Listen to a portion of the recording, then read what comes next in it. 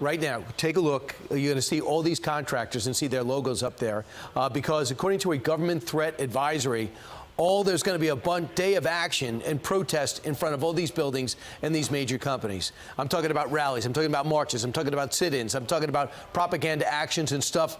We don't know exactly what will happen. Employees are warned. If you find yourself in the middle of it, leave immediately. Here to react, Lieutenant General Keith Kellogg. In general, they're protesting for the Palestinians and for Hamas. What would you say to these people who are helping build up our defense base?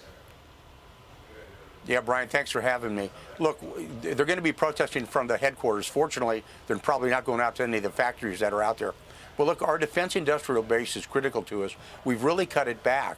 And Americans need to realize this is very, very important to us as we go into the future. And I'll just use one simple example.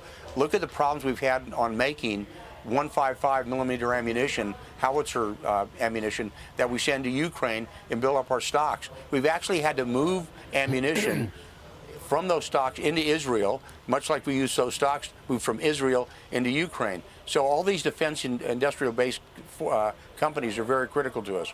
I wouldn't worry so much about the demonstrations, primarily because it's in front of the headquarters. It's not in front of the factories, which would really be a problem. Right. And, General, any person who wants to be president has to understand the threats that are out there. And if they don't start expanding our military-industrial base that everyone thought wanted to take over the world, we're not going to be able to help our allies who will write checks and pay us for this in a for-profit business.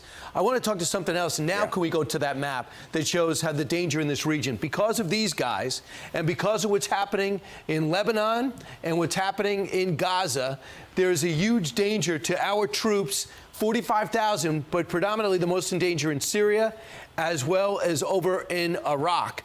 They are being rocketed regularly, 45 injuries, a lot of it TBI, and we have not struck back except one time at a weapons depot. General, are you worried for our people and the families watching right now?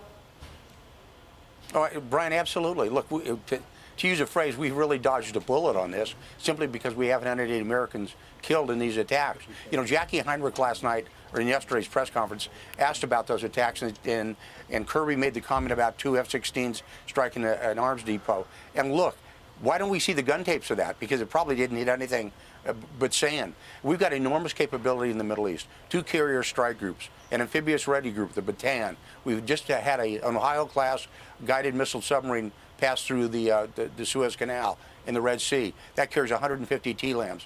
It's not the capacity, and it's not the capability of the military forces there. It's the will of the President of the United States. And I really believe that this president, it's in his DNA to be very, very cautious and very conservative. I've been in those meetings in the Situation Room. I've been in those meetings in the Oval Office. Those are hard decisions. I understand the risk. I get it. But you're going to have to make those hard decisions to respond against them, because every time these attacks occur against U.S. facilities and troops, it just emboldens them, because they say, well, look, they're not going to attack back. They need to come up with a plan and a process to do it and then execute. They've got the capability. They've got the capacity. They can create enormous destruction.